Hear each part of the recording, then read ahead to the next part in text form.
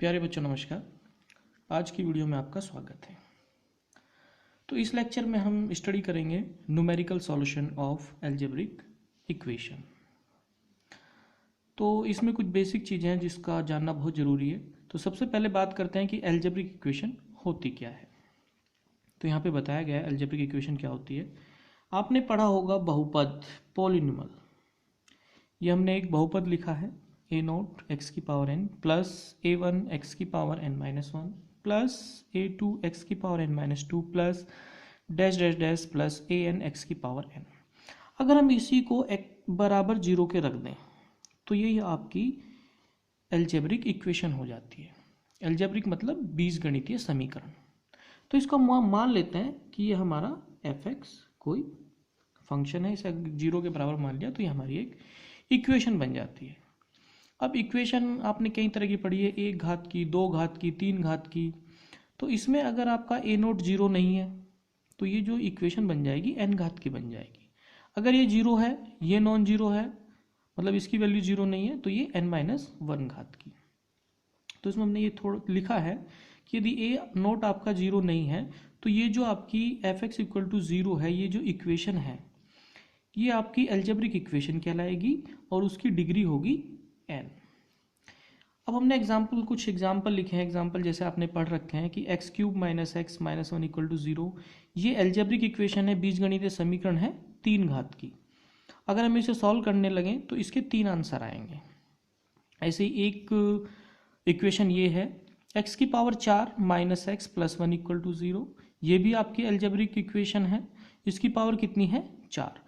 अब बात करते हैं कि ये तो हमारी एल्जेब्रिक इक्वेशन है, कोई ऐसा एग्जाम्पल भी बताओ जो एल्जेब्रिक ना हो। तो ये लीजिए, अगर कहीं एक्स स्क्वायर प्लस ई की power x plus sine x, तो ये आपकी एक तरह की इक्वेशन है, एल्जेब्रिक नहीं है। जिसमें भी आपके एक्सपोनेंशियल फंक्शन या ट्रिग्नोमेट्रिकल फंक्शन या इन्वर्स फंक्शन या लोगरिथम फंक्शन इंक्लूड हो जाए जिस इक्वेशन में, तो वो आपकी एल्जेब्रिक इक्वेशन नहीं होती। इसे बोलते हैं ट्रांसेंडेंटल इक्वेशन। तो हम बात केवल एल्जेब्रिक इक्वेशन की करेंगे क्योंकि आपके यहाँ केवल सॉल्यूशन इसका है कि एल्जेब्रिक इक्वेशन को सॉल्व करने के कौन कौन से मेथड है। आपके सिलेबस में केवल ये है। तो अभी तक जो आपने इनको सॉल्व किया है वही गुणनखंड विधि से किया होगा, फैक्टराइजेशन मेथड। अगर गुणनखंड नहीं हो रहे तो आप देखते हो कि x की जगह वन रखे, देखो ये इसे सेटिस्फाई कर रही है नहीं। अगर ये इसको सेटिस्फाई कर देता है तो x इक्वल टू वन इसका एक आंसर हो जाता है, यानी कि मूल हो जाता है, या हम कहते हैं root. x equal to two three, ऐसे वैल्यू रख रख के देख लेते हैं। अगर फैक्टर हो जाता है तो अच्छी बात है, नहीं होता है तो हम ये देखते हैं। लेकिन अब बात करते हैं जब फैक्टर ही ना हो, जब फैक्टर भी नहीं होते और हमने देख लिया x equal to one two three रख के इसको सेटिस्फाई भी नहीं कर रहा, तो अब क्या करें। लेकिन वैल्यू तो है, क्योंकि तीन घात की इक्वेशन हो, तीन वैल्यू जरूर आएगी। तो जहां हमारा क्वेश्चन फंस जाए कि हमने x इक्वल टू वन रख के देखा तब भी हमारा जीरो नहीं आ रहा, टू रख के, थ्री रख के, हम थक चुके हैं। तो जब थक जाते हैं तो अब इसमें हमारे तीन मेथड आते हैं इस तरह की इक्वेशन को सॉल्व करने के लिए। जब आपके फैक्टर ना हो या आपका मान नहीं निकल रहा हो तो उसके लिए हमारे तीन मेथड है। तीन मेथड कौन कौन से हैं। पहला मेथड आता है बाइसेक्शन मेथड। बाइसेक्शन मेथड, इसे हम समद्विभाजन विधि भी बोलते हैं या क्रमिक विभाजन। दूसरा मेथड आता है रेगुला फाल्से मेथड। तीसरा आता है न्यूटन रैप्सन मेथड। तो ये जो हमारी एल्जेब्रिक इक्वेशन है इसको हम इन तीन मेथड से सॉल्व कर सकते हैं। आपके यहाँ पे तीन मेथड गिवन है, तो हम वन बाय वन तीनों के बारे में स्टडी करेंगे। सबसे पहले हम कुछ बेसिक चीज़ें जो इसमें ज़रूरत पड़ेगी उसको जान लेते हैं। जैसे आपका कोई फंक्शन है f(x) equal to X cube minus x minus one equal to zero, ये आपकी तीन घात की इक्वेशन है। तो आपको पता होना चाहिए, अगर हम f0 निकालें, फंक्शन की वैल्यू निकालना आपको आना चाहिए। हम f0 निकालना चाह रहे हैं तो जहाँ भी आपका x है वहाँ पे जीरो रखेंगे तो इसकी वैल्यू आ गई माइनस वन। f1 रखा, one cube minus one equal to, इससे कट के माइनस वन आएगी, ये भी नेगेटिव वैल्यू आ गई। f2 रख के देखा तो टू की power three minus two minus one, तो ये इसको सॉल्व किया तो पाँच, ये प्लस की वैल्यू आ गई। अब हम f3 भी निकाल सकते थे, ऐसी f4 f5 बहुत सारी वैल्यू निकाल सकते हैं। लेकिन हमें ये चीज़ आनी चाहिए, उसके बाद हमें यहाँ से एक रिजल्ट बहुत इंपॉर्टेंट मिल जाता है। हम इस इक्वेशन को अगर ये रखने के बाद इसे सेटिस्फाई नहीं कर रही, अगर 0 आ जाता है, अगर F1 रखा और इसे सेटिस्फाई कर गया तो मतलब वो उसका आंसर है। लेकिन यहाँ पे या तो प्लस की वैल्यू आ रही है या माइनस की वैल्यू आ रही है। तो इससे हमें एक चीज़ पता लग जाती है, एक बहुत इंपॉर्टेंट रिजल्ट मिल गया कि जहाँ भी इसका साइन चेंज होगा, जैसे यहाँ पे इसकी वैल्यू माइनस और जैसे ही हमने F2 की वैल्यू निकाली वो प्लस की आ गई, तो हमें इससे ये चीज़ पता लग गई कि जो इसका एक आंसर है वो 1 और 2 के बीच आएगा। मैं फिर से रिपीट कर देता हूँ, बहुत इंपॉर्टेंट है। अगर हमारा जहाँ भी 1 2 3 रखते जा रहे हैं, जहाँ भी हमारा साइन चेंज हुआ, या तो माइनस से प्लस हो जाए या प्लस से माइनस हो जाए, तो जहाँ भी आपका साइन चेंज होगा तो वहाँ से हमारा एक रिजल्ट बहुत इंपॉर्टेंट आ जाता है कि जो Fx बराबर 0 है, यानी कि जो ये समीकरण है उसका एक मान 1 और 2 के बीच आएगा। ये अच्छी तरह ध्यान रखना, क्योंकि ये जो चीज़ है वो इन तीनों मेथड में यूज़ होनी है। तो यहाँ से हमें पता लग गया कि जो Fx है, यानी कि जो इक्वेशन है, उसका एक मान x इक्वल टू 1 और x इक्वल टू 2 के कहीं ना कहीं बीच में आएगा। कहीं भी आ सकता है। अब 1 और 2 के बीच में बहुत सारी वैल्यू है। फॉर एग्जांपल ये 1 है तो ये 1.1 हो जाएगा, 1.2 हो जाएगा, 1.3, तो बहुत सारे पॉइंट हैं। अगर 1 और 2 के बीच भी करें तो बहुत सारे मान हैं। तो हमें इन दोनों के बीच में एक ऐसी वैल्यू निकालनी है जो इसका आंसर हो, और वो निकलेगी इनकी हेल्प से। आइए जानते हैं फर्स्ट मेथड जो है बाइसेक्शन मेथड। ओके,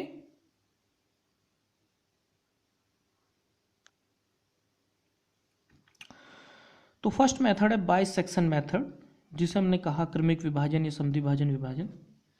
तो इसमें क्या है, एक Fx equal to 0 algebraic equation given होगी। फिर हम मानेंगे, हमें ये पता होना चाहिए कि जो Fx है continuous function in interval a and b, और Fa और Fb हैव अपोजिट साइन। अगर हमने Fa की वैल्यू निकाली और Fb की वैल्यू निकाली और इन दोनों के साइन अपोजिट है, यानी कि एक प्लस का एक माइनस का है, तो हमें ये पता लग गया कि इन दोनों के बीच में एक आंसर जरूर आएगा इस इक्वेशन का। Then the equation has at least one root between x equal to a और x equal to b। Graphically थोड़ा समझ लो हमें करना क्या है। इसमें हमें जो भी इक्वेशन है उसका एक ग्राफ खींच लेते हैं। ये हमारा कोई ग्राफ है y इक्वल टू fx। अब हमने क्या किया, इस ग्राफ में वही हम ABC जो रखते हैं, दो बिंदु हमें पता चल गए F, A और B। अब हमें ये चीज़ निकालनी है। यहाँ पे Fx इक्वल टू 0 हो गया, यानी कि ये वाला बिंदु निकालना है। तो करना क्या है, इस मेथड में हम क्या करते हैं कि जो बिंदु हमारे आ जाते हैं जिस पे इस फंक्शन की वैल्यू प्लस आ रही है और एक पे माइनस आ रही है, तो हम क्या करते हैं, इन एक बिंदु x2 फाइंड करेंगे, x1 फाइंड करेंगे, फिर ऐसे ही बिंदु फाइंड करते चले जाएंगे, वो इसके नीचे इसके बिल्कुल पास पहुंच जाएगा। लेकिन हमें ये बिंदु निकलें कैसे, हम क्या करेंगे, a प्लस बी बाई 2, तो वो आपका x1 हो जाएगा। हम क्या करेंगे कि जो भी हमारा बिंदु आए उसको जोड़ के आधा कर दो, तो वो इसके पास आता चला जाएगा। तो धीरे धीरे जब हम जोड़ के आधा करते चले जाएंगे तो लास्ट में जब हमारा फाइनल आंसर कहीं ना कहीं इसके आसपास पहुंचता चला जाएगा और लास्ट में हमें ये वाला बिंदु मिल जाता है। तो इसे हम समझते हैं क्वेश्चन की हेल्प से। देखो, तो एक एग्जांपल है, उसने ये कहा है कि find the root of the equation this. इसका मान ज्ञात करना है। इसके जो 3 मान है उनमें से कोई एक रूट ज्ञात करो। Find the root of the equation by bisection method. तो देखिए क्या करते हैं बाइसेक्शन मेथड में, Fx equal to X cube minus x minus 1, ये हमें गिवन होगा बराबर 0। तो ये हमें एक इक्वेशन दी गई है। तो हम क्या करेंगे, वही सबसे पहले 0 रख के देखें, -1 आ गया। फिर इसमें x की जगह 1 रख के देखो, -1 आ गया। फिर x की जगह 2 रख के देखा, वो +5 आ गया। मीन्स हमें यहाँ से ये पता लग गया कि जो इसका एक आंसर है वो 1 और 2 के बीच आएगा। अभी हमने पीछे आपको बताया था कि बहुत इंपॉर्टेंट रिजल्ट मिल जाता है जब हम 0 1 2 3 4 5 6 रखते चले जाएंगे, तो जहाँ भी इसका साइन चेंज होगा, देखो माइनस आया फिर माइनस आ गया, लेकिन जैसे ही हमने 2 रखा तो प्लस आ गया। तो अब हमें ये पता लग गया कि जो इसका एक आंसर है वो 2 और 3 के बीच आएगा, सॉरी 1 और 2 के बीच आएगा। अब हम क्या करेंगे, इसमें 1 और 2 का हमने मिड पॉइंट निकाल लिया है। 1 और 2 यहाँ एक ऐसे हम एक लाइन ड्रॉ करेंगे। अब हमें पता लग गया कि जो इसका आंसर है 1 और 2 के बीच आएगा, तो हमने 1 इधर माना, 2 इधर माना, और ये भी नोट कर लिया जो 1 था वो आपका नेगेटिव है, इसके नीचे रख लिया, और जो आपका 2 था उसकी वैल्यू पॉजिटिव आई है, ये नोट कर लिया। तो जैसे ही हमने फर्स्ट अप्रोक्सीमेशन मेथड लगाएंगे, यानी कि इसका जो फर्स्ट स्टेप है वो लगाएंगे, तो हम क्या करेंगे, x1 ये हमने फॉर्मूला यूज करेंगे कि जो हम बीच का बिंदु निकालना है वो दोनों को जोड़ के आधा करना है। तो क्या किया हमने, a प्लस बी बाई 2, यानी कि एक बिंदु हमें ये पता चला और दूसरा 1 था कि इनके बीच ही आना, तो हमने 1 और 2 को जोड़ के आधा कर दिया, वो बिंदु आ गया 1.5, तो वो 1.5 इनके बीच आएगा। अब जो हमारा ये बिंदु निकला है 1.5, इस पे और देख लेते हैं फंक्शन की वैल्यू, इसे यहाँ रख के कि ये प्लस का आता है कि माइनस का आता है। तो जैसे ही हमने 1.5 जो वैल्यू आई हमारी उसे हमने फंक्शन में रखा, तो देखा 1.5 का वही फंक्शन की वैल्यू हमने बता दी निकालने की, जहाँ भी आपका x है उसकी जगह 1.5 रख लेंगे। तो 1.5 की क्यूब माइनस 1.5 माइनस 1, इसको जैसे हमने सॉल्व किया तो हमारा आंसर आ गया 7/8, तो वो आ गया आपका प्लस। तो हमें ये पता लग गया कि जो 1.5 है वो प्लस का आ रहा है, 1.5 की जो फंक्शन वैल्यू है वो हमें पता लग गई प्लस है। अब जो नेक्स्ट स्टेप हमारा जाएगा, अब हमें ये पता चल गया जो हमारा आंसर है, पहले तो 1 और 2 था, लेकिन अब हमने उसकी क्या है रेंज छोटी कर दी। अब हमें ये पता लग गया कि जो हमारा आंसर है, क्योंकि हमेशा माइनस और प्लस के बीच ही रहना आंसर, ये तो दोनों प्लस प्लस है तो इनके बीच तो रहेगा नहीं, ये माइनस है ये प्लस है, तो नेक्स्ट आंसर जो है वो इसके और इसके बीच होगा, तो हम इसे तो छोड़ देंगे, अब बात करेंगे इसकी और इसकी। तो 1 और 1.5 हम लेके चलेंगे, 1 और 1.5 हम लेके चलेंगे, फिर वही फॉर्मूला अप्लाई करना है कि दोनों को जोड़ के आधा कर देंगे। तो वही हमने काम किया है, नेक्स्ट वैल्यू जो हमारी निकाली उसमें हमने ये और ये जोड़ के आधा किया, तो 1 प्लस 1.5 को जैसे हमने जोड़ के आधा किया तो वो आ गया 1.25, तो ये आ गया 1.25। अब इसे भी देखेंगे कि जो 1.25 है इस पे फंक्शन की वैल्यू कितनी होगी, तो यानी कि यहाँ पे हम क्या फाइंड करेंगे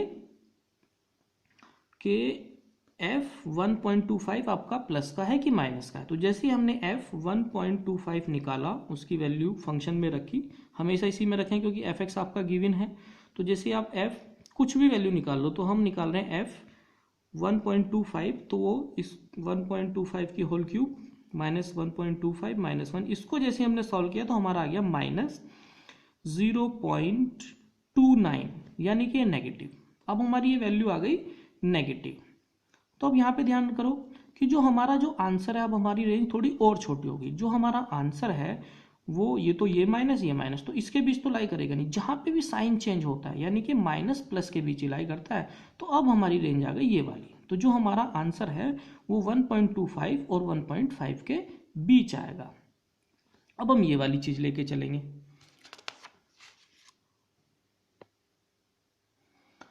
तो अभी हम यहाँ पे आ गए थे, तो अब नेक्स्ट स्टेप में हम क्या करेंगे, ये दोनों चीज लेके चलेंगे। तो अब हमने लिया 1.25 और 1.5, तो सेकंड हो गया, तो अब थर्ड पे चलते हैं, नेक्स्ट पे। अब हम क्या करेंगे, इन दोनों को जोड़ के आधा कर देंगे। तो x3 नेक्स्ट पॉइंट हमारा आ गया, इसको और इसको जोड़ के आधा किया हमने, तो वो आ गया 1.375। अब फिर वही मैं फॉर्मूला अप्लाई करेंगे, इसकी फंक्शन वैल्यू देखो, इसे फिर से हमने f 1.37 निकाल के देखा, तो इसकी वैल्यू आ गई, इसको सॉल्व किया गया, सॉल्व करने के बाद वैल्यू आ गई 0.2246, यानी कि ये प्लस की आ गई, तो हमने ये प्लस लिख दिया यहाँ पे। अब देख लो वैल्यू किस किस के बीच है, ये भी प्लस ये भी प्लस, तो अब इनके बीच नहीं होगी, अब फिर से वही माइनस प्लस, तो अब जो नेक्स्ट वैल्यू होगी वो इन दोनों के बीच होगी। तो अब ये दोनों वैल्यू नीचे रख लो, यानी कि 1.25 और 1.35। और नेक्स्ट स्टेप में फिर यही करना है, इन दोनों को जोड़ के आधा करेंगे।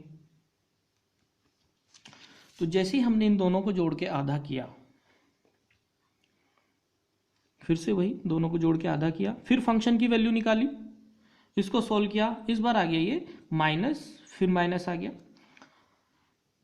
तो हमने यहाँ पे फिर से साइन इंडिकेट कर दिया माइनस। तो अब जो नेक्स्ट वैल्यू आएगी वो हमें पता लग गया, जो हमारा आंसर है वो हमारा इसके और इसके बीच आया, क्योंकि ये नेगेटिव है ये प्लस है। अब हमने फिर ये वाला स्टेप उठा के बड़ा कर लिया इसको, इसे तो छोड़ देंगे क्योंकि ये तो माइनस से बाहर हो गया इस इंटरवल से। हमें इंटरवल वो लेना है जहाँ पे उसका निशान चेंज हो रहा हो। तो यहाँ पे हमने क्या किया, इसको यहाँ रखा, इसको यहाँ रखा। अब फिर से वही इन दोनों को जोड़ के आधा किया गया। अब आप ये सोच रहे होंगे पता नहीं कहाँ तक ये बढ़ना है, आएगा। फिर इन दोनों को जोड़ के आधा किया गया, x5 this plus this upon 2 equal to this. इसकी फंक्शन वैल्यू चेक की, तो जैसे हमने फंक्शन वैल्यू चेक की, फंक्शन में रखा, ये आंसर आ गया 0.0837, यानी कि ये आ गया प्लस का। तो हमने यहाँ प्लस इंडिकेट कर दिया। अब हमारा आंसर इसके और इसके बीच आएगा क्योंकि ये माइनस का, ये प्लस का है। फिर हमने ये दोनों लिया, ये और ये लिया, इसको जोड़ के आधा किया, तो x6 पर आ गया this plus this upon 2 equal to this. इसकी हमने फंक्शन वैल्यू निकाली, ये पॉजिटिव आ गया, तो ये पॉजिटिव आ गया। तो अब हमें पता लग गया कि फिर से इन जो आंसर है हमारा इसके और इसके बीच आएगा। तो इसको हमने उठा के यहाँ रख लिया। फिर से इसको जोड़ के आधा किया, x7 आ गया, x7 की फंक्शन वैल्यू आ गई, नेगेटिव आ गई। फिर हमने उसको जोड़ के आधा किया तो हमारा x8 आ गया। तो ये प्रोसेस आपको लगभग फॉलो करते जाना है। कहाँ तक फॉलो करते जाना है तो सुन लो, आप समझ में आ जाएगा कि कहाँ तक आपको फॉलो करते जाना है। अब देखो, सबसे पहले हमने x1 निकाला था तो 1.5 आया, पीछे से देख के लिख लो। x2 आपका 1.25 आया, अभी लास्ट चल रहा है। x3 की वैल्यू ये आ गई, x4 की वैल्यू ये आ गई, x5 1.344, x6 1.329, x7 1.321, x8 1.325। अब यहां से देखो आपका जो आंसर है, अगर वो ये कहता कि इसका आंसर निकालो डेसिमल के एक डिजिट तक, अगर वो ये कहता क्वेश्चन में कि इसका जो आंसर है डेसिमल के एक डिजिट तक फाइंड करो, तो क्या होगा। डेसिमल का एक डिजिट 1.5 आ गया, यहाँ पे 1.2 आ गया, 1.3 आ गया, 1.3 आ गया। तो जहाँ पे डेसिमल का एक डिजिट रिपीट होना स्टार्ट हो जाए, यानी कि उसी की पुनरावृत्ति स्टार्ट हो जाए, क्योंकि देखो यहाँ पे 1.3 है, यहाँ भी 1.3 है, तो आगे इसमें 3 जरूर आएगा। तो इसलिए अगर वो डेसिमल के एक डिजिट तक पहुंचे और हमें पता लग गया अब 3 आना स्टार्ट हो गया, तो हम क्वेश्चन यहाँ रोक देंगे। तो केवल आपको यहाँ ला के क्वेश्चन छोड़ देना था और उसका आंसर लिखना था आपको the root of fx up to 1 place of decimal, यानी कि दशमलव के एक स्थान तक, वो आंसर हो जाएगा आपका 1.313। दूसरी चीज, अगर वो कहता है कि डेसिमल के 2 स्थानों तक मान ज्ञात करो इसका, तो अब आपको ये देखो कि डेसिमल के 2 स्थान कहाँ से रिपीट होने स्टार्ट हो गए। यहाँ पे 0.34 है, यहाँ पे 0.32, यहाँ पे 0.32, मीन्स यहाँ से स्टार्ट हो गए रिपीट होने। तो अब हमें पता लग गया कि पॉइंट के 2 स्थान, यानी कि यहाँ से पता लग गया कि 0.32 आ रहा, तो अब आगे 0.32 ही आएगा। इसका मतलब जो 2 डेसिमल की बात कर रहे हैं, तो ये आंसर आ गया 1.32। तो 1.32 इसका आंसर आ गया। अगर हम बात करें 1 की, तो उसका जो आंसर आता वो आता 1.3। अगर 2 डिजिट की बात करता है तो हमें पता लग गया कि 1.32 अब आगे आना ही आना है, तो यहाँ पे लाके आंसर छोड़ देंगे 1.32। अब आपको क्वेश्चन यहाँ तक करना था, तो आपको देख लेना है कि उसने क्वेश्चन में पूछा क्या है। दशमलव के एक स्थान तक है तो आपको यहाँ तक करना है, x4 तक। अगर दशमलव के 2 स्थान की बात करा तो आपको यहाँ तक क्वेश्चन बढ़ाना पड़ेगा। और इसके बाद भी अगर वो ये कह दे कि दशमलव के 3 स्थान तक, तो फिर आपको x8, x9, x11 वहाँ पे देखना जब आपकी 3 डिजिट सेम आनी स्टार्ट हो जाए, वहाँ तक क्वेश्चन ले जाना है। आई होप आपको समझ में आया होगा बाइसेक्शन मेथड। इसे एक बार आप ध्यान से पढ़ना और करने की कोशिश करना, सबको समझ में आ जाएगा। Thank you.